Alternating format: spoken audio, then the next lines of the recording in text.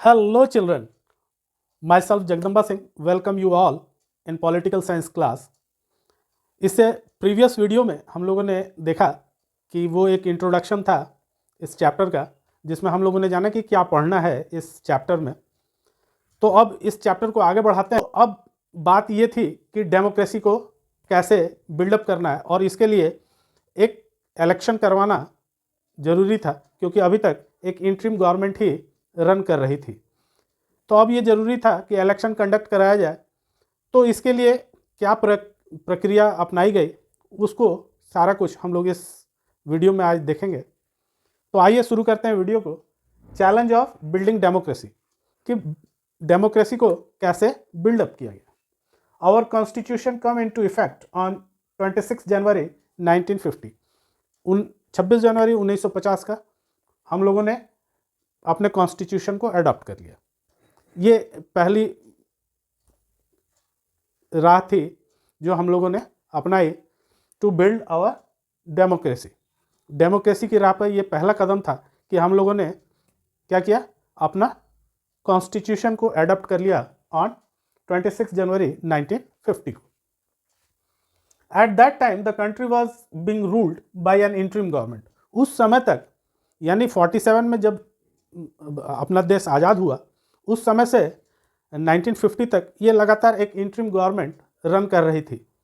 तो अब इस इंटरिम गवर्नमेंट को ख़त्म करके एक इलेक्ट्रल कराना ज़रूरी था, एक इलेक्शन को कंडक्ट कराना ज़रूरी था, ताकि इलेक्ट्रल डेमोक्रेसी आ पाए। तो at that time the country was been ruled by an interim government. उस समय तक इंटरिम गवर्नमेंट ही रन कर रही थी। It was now necessary to install the first democratically elected government. और अब डेमोक्रेटिकली इलेक्टेड गवर्नमेंट की आवश्यकता सबको महसूस हो रही थी कि अब चुनाव करवाया जा सकता है, क्योंकि पहला जो सेट ऑफ प्रॉब्लम्स था वो सेटल डाउन हो गया। चाहे पार्टीशन का प्रॉब्लम हो, चाहे इंटीग्रेशन ऑफ प्रिंसली स्टेट हो, या फिर रीऑर्गेनाइजेशन ऑफ स्टेट्स हो, ये सारी चीज़ें बिल्कुल हो चुकी थी। हम लोगों ने अंत अपने कॉन्स्टिट्यूशन को भी अडॉप्ट कर लिया था। अब एक ज़रूरत थी कि हम लोग डेमोक्रेटिकली इलेक्टेड गवर्नमेंट को ले आए, और इसके लिए ज़रूरी था कि इलेक्शन इंडिया में कंडक्ट कराया जाए। The election commission of India was set up in January 1950। और ये प्रक्रिया शुरू हुई, और जनवरी 1950 में ही जब कॉन्स्टिट्यूशन को अडॉप्ट कर लिया गया, उसके साथ ही साथ उसी मंथ में हम लोगों ने इलेक्शन कमीशन का भी गठन कर दिया, कि इलेक्शन कमिश्नर का भी वहाँ पे चुनाव हो गया। अब इलेक्शन कमीशन का जो चुनाव होता है, ये आर्टिकल 324 से लेकर 329 तक इसमें दिए गए हैं कॉन्स्टिट्यूशन में। उसकी के तहत ये सारी प्रक्रियाएँ होती हैं। तो the election commission of India was set up in January 1950। तो ये जानना भी ज़रूरी है कि वो कौन सी आर्टिकल है कॉन्स्टिट्यूशन की जिसमें इलेक्शन कमीशन का प्रावधान है। तो वो आर्टिकल 324 है। और Sukumar Sen become the chief election commissioner. और सुकुमार सेन जो है वो पहले इलेक्शन कमिश्नर बने। ये कॉम्पिटिटिव पॉइंट ऑफ व्यू से भी इम्पॉर्टेंट क्वेश्चन है कि कौन बना था सबसे पहला इलेक्शन कमिश्नर। तो वो सुकुमार सेन थे, जिन्हें पहली बार इंडिया का इलेक्शन कमिश्नर बनाया गया था। The countries first general election were expected sometime इन 1950। और ये एक्सपेक्ट किया जा रहा था सिटीजन्स की तरफ से, और जो लीडर्स थे वो भी चाह रहे थे कि 1950 में पहला इलेक्शन हो जाए। लेकिन ये इतना आसान नहीं था कि जैसे ही इलेक्शन कमिश्नर नियुक्त हुए और तुरंत इलेक्शन कंडक्ट करा दिया जाए पूरा कंट्री में। ये एक आसान काम नहीं था, इसमें एक समय कुछ लगने वाला था। तो आइए देखते हैं कि प्रॉब्लम्स क्या थी। जो सुकुमार सेन बने इलेक्शन कमिश्नर, उनके सामने क्या प्रॉब्लम्स क्रिएट हुई to conduct a free and fair election first time in India. तो देखते हैं कि election commissioner discover that it is not easy to hold free and fair election looking the size of India. India size में बहुत बड़ी country थी, और इसमें इलेक्शन करवाना, यहाँ की जनसंख्या भी काफ़ी ज़्यादा थी। तो ऐसे में तुरंत से इलेक्शन कंडक्ट करवा देना एक बिना कुछ सोचे समझे, तो ये एक अच्छी बात नहीं होती। तो इसलिए उन्होंने समय मांगा कि इसकी साइज़ और शेप को देख करके और जनसंख्या को देख के यहाँ तुरंत इलेक्शन अभी कंडक्ट नहीं करवाया जा सकता है। तो इसमें प्रॉब्लम क्या आ रही थी सुकुमार सेन के सामने? To hold a election required delimitation of drawing the boundaries of the electoral constituencies.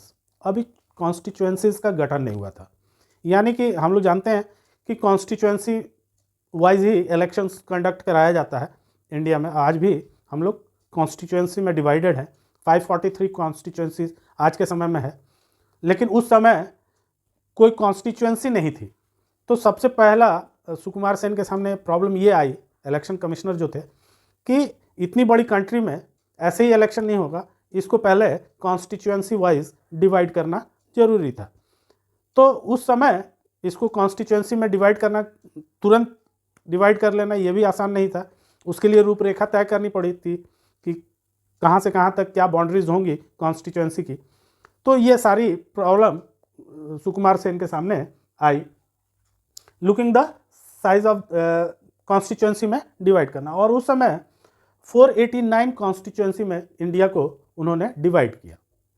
तो शुरू में, आज 543 है, बट उस समय पहले इलेक्शन के दौरान कॉन्स्टिट्यूएंसीज की संख्या कुछ कम थी। 489 कॉन्स्टिट्यूएंसीज में इंडिया को डिवाइड किया गया to conduct the election. Preparing electoral roll और list of the citizen eligible to vote. अब दूसरी जो सबसे बड़ी प्रॉब्लम थी कि लोगों की वोटर लिस्ट तैयार नहीं थी। जो लोग पार्टिसिपेट करेंगे इलेक्शन में, तो हम लोग देखते हैं आज भी वोटर लिस्ट होते हैं और सबको एक आईडी बांटा जाता है, आईडी होती है, और वोटर लिस्ट में देख करके नाम और तब उसको वोट देने दिया जाता है। तो उस समय वोटर लिस्ट ही नहीं था, क्योंकि पहली बार कंडक्ट होने जा रहा था इंडिया में इलेक्शन। तो सुकुमार सेन ने कहा कि पहले वोटर लिस्ट तैयार करना पड़ेगा पूरे इंडिया का, और उसमें घर घर जाके लोगों के नाम दर्ज करने पड़ेंगे। तो ये प्रक्रिया शुरू हुई to list the name of voters in voter list. तो ये प्रक्रिया शुरू की गई। लेकिन पहली बार जो लिस्ट कह रही कि पहली बार जब इलेक्शन वोटर लिस्ट सामने आई सुकुमार सेन जी के सामने, जो इलेक्शन कमिश्नर थे, तो उन्हें बड़ा आश्चर्य हुआ कि महिलाओं के नाम नहीं लिखे गए थे उन वोटर लिस्ट में, और लिख दिया गया था कि उनकी ये पत्नी है, उनकी ये बच्ची है, इस तरह से करके एक वोटर लिस्ट तैयार किया गया था। तब उन्होंने उस वोटर लिस्ट को रिजेक्ट किया और कहा कि फिर से कीजिए, वो वोटर लिस्ट बनाइए और उसमें सारी महिलाओं का भी नाम उनका दर्ज होना चाहिए, और फादर की जगह पे या तो फादर का नाम होगा और या उनके हस्बैंड्स का नाम होगा। तो ऐसे करके लिस्ट दोबारा जब बनी, तब वो वोटर लिस्ट सही रूप से बन करके सामने आया। तो प्रिपेयरिंग इलेक्टोरल रूल्स और list of the citizen eligible to vote, ये दूसरा सबसे बड़ा प्रॉब्लम था। एक तो कॉन्स्टिट्यूएंसी में डिवाइड करना था, बिना कॉन्स्टिट्यूएंसी में डिवाइड किए इलेक्शन संभव नहीं थे। और दूसरी बात थी कि वोटर लिस्ट तैयार करना था कि उस कॉन्स्टिट्यूएंसी में कितने वोटर्स हैं और उनके क्या क्या नाम हैं। अगर वोटर लिस्ट नहीं होगी तो फिर कैसे आइडेंटिफाई करेंगे कौन व्यक्ति वोट देने के लिए आया हुआ है। तो ये दोनों प्रॉब्लम सॉल्व की गई। The first general election was big test of democracy in a poor and illiterate country. अब इंडिया उस समय लिटरेसी बहुत कम थी और काफ़ी गरीब देश भी था इंडिया। आज के समय में तो हम लोग इकोनॉमिकली काफ़ी ग्रो कर गए हैं, लेकिन उस समय पुअर्स की संख्या काफ़ी ज़्यादा थी।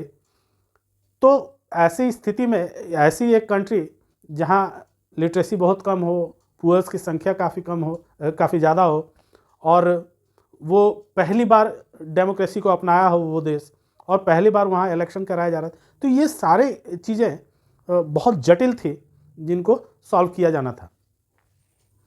The election finally held from October 1951 to February 1952।